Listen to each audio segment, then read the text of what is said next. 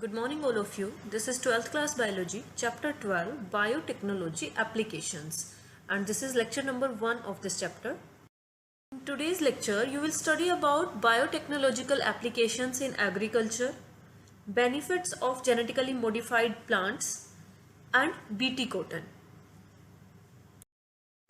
So these are some applications of biotechnology. Biotechnology can be used in biopharmaceuticals, means for making many medicines. It can be used in therapeutics, means for the treatment of some diseases. It can be used in diagnostics, means for the diagnosis of diseases. It can be used to make genetically modified crops. It can be used for the processing of food. Sixth, it can be used for the bioremediation. Bioremediation means use of living organisms to clean a polluted site. Then waste treatment, for the treatment of waste also biotechnology can be used, like for the sewage treatment. For energy production also it can be used. So all these are applications of biotechnology. These are three critical research areas of biotechnology on which biotechnologists are doing research. So first thing, provide best catalyst in the form of improved organism, usually a microbe or pure enzyme. So here a first research area of biotechnology is to provide an improved organism. This improved organism can be a microbe or it can be a pure enzyme, okay, and that enzyme or that microbe should work as a best catalyst, okay. So using these organisms many microbes, so using these microbes to make the best catalyst is a research area of biotechnology. Biotechnologists are trying to make such catalysts. Next thing, create optimal conditions through engineering for a catalyst to act. Okay, so different for if we talk about the enzyme, a particular pH and particular temperature is required to for the action of any enzyme. Okay, so creating those optimal condition, either it can be pH or it can be temperature or any other condition, means on which that catalyst can act most efficiently. Next thing, downstream processing technologies to purify protein or organic compound. Okay, so improve the to improve those downstream processing technologies so that our yield can be increased, so that we can easily purify our desired product. So these are three areas in which biotechnologists are doing research. Now we have three options for increasing food production, that how we can increase our crop production and in turn the food production. So first thing is agrochemical based agriculture, means first option we can use chemical fertilizers to increase the crop production and food production, right? Second thing, we can do organic agriculture, and third, we can use genetically engineered crop based agriculture formula. Okay, genetically engineered crop plants can be used, and those can also increase the food production, right? So we have these three options. Now these genetically modified organisms, either it can be crop, plant or any other animal. Okay, so genetically modified organisms are the plants, bacteria, fungi and animals whose genes are altered by manipulation. Okay, so any organism's gene whose genes are altered, those are called genetically modified organisms. These are the advantages that we get if we modify a crop plant or any plant. So these are the advantages of genetic modifications in plants. First is it makes crops more tolerant to abiotic stresses. Abiotic stresses like cold, drought, salt, heat, etc. So our plant becomes more tolerant to these stresses. Next advantage, pest resistant crops reduce use of chemical pesticides, because due to alteration of gene, that crop plant will be able to kill that pest itself. Okay, so there will be no need of any chemical pesticide to kill that pest. We will discuss about that, how a plant will be able to kill the pest itself. So these plants become pest resistant. Next thing, it helps to reduce post harvest losses, means the losses after the harvesting of crop. Okay, like for some crops viability period is very less, and just after the harvesting these food products get damaged. Like if we talk about tomato, okay, so there is very much post harvest loss for these food products. So by alteration of some genes, these post harvest losses can be reduced. Okay, we can genetically modify the tomato, and the viability period of the tomato will be longer than, right? So this is the reduction of post harvest loss in genetically modified plants. Next thing, it increases efficiency of mineral usage by plants, and due to which it prevents early exhaustion of soil fertility. What happens when the plants absorb minerals from the soil?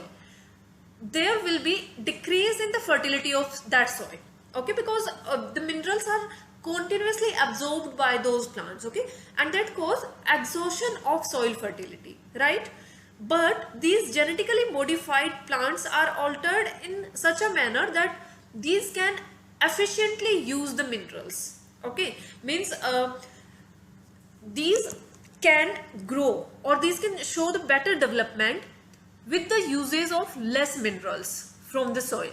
Okay, that's why these genetically modified plants prevents the early exhaustion of soil fertility. Next advantage is it enhances nutritional value of food. For example, golden rice, which are vitamin A enriched rice.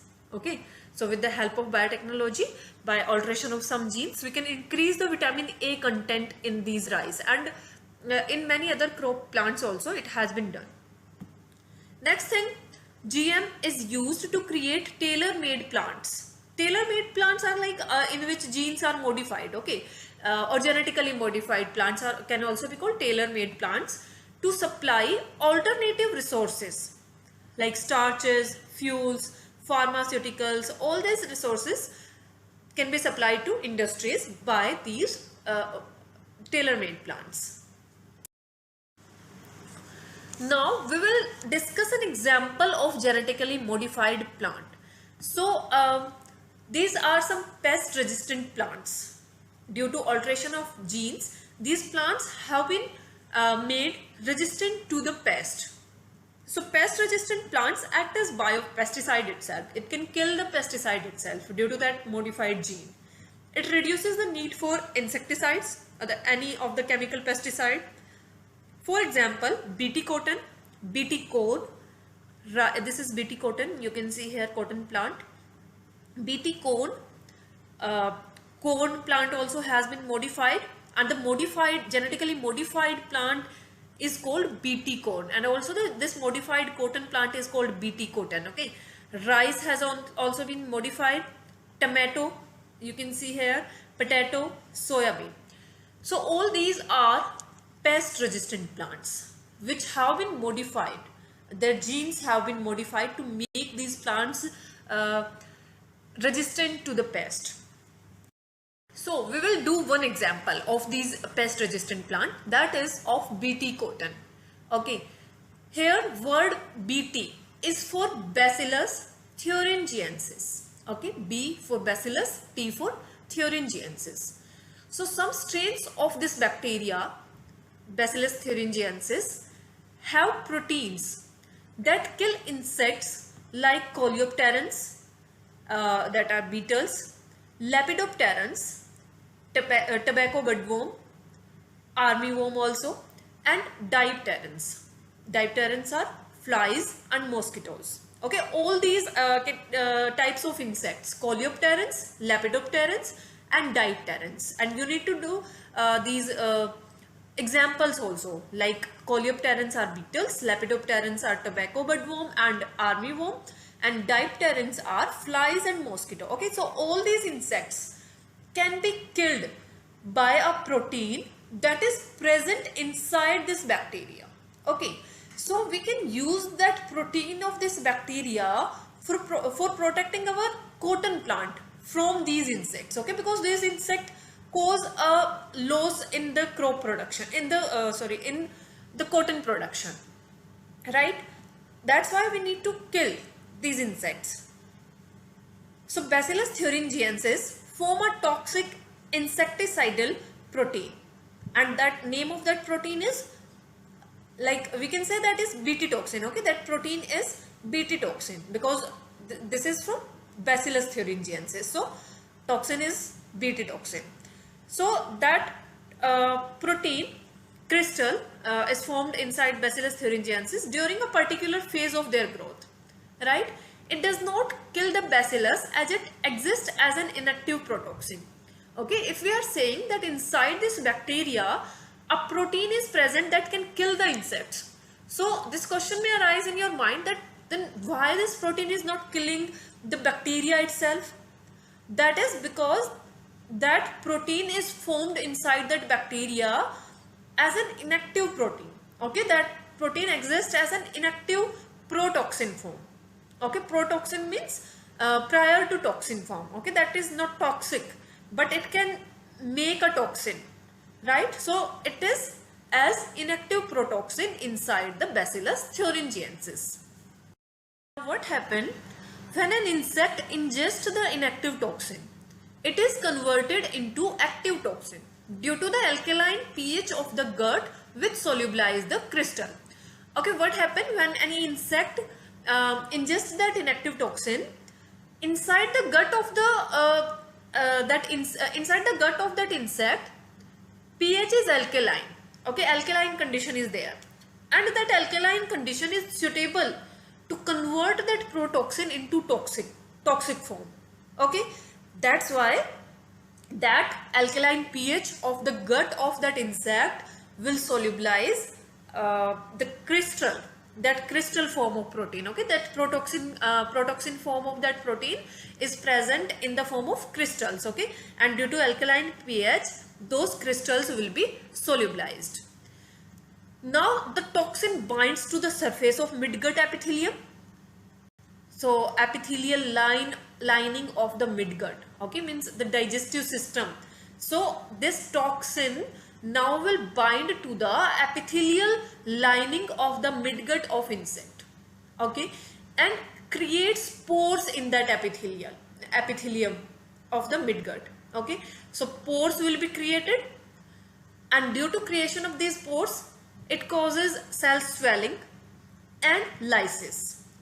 Okay, means breakdown of the cells and death of the insect.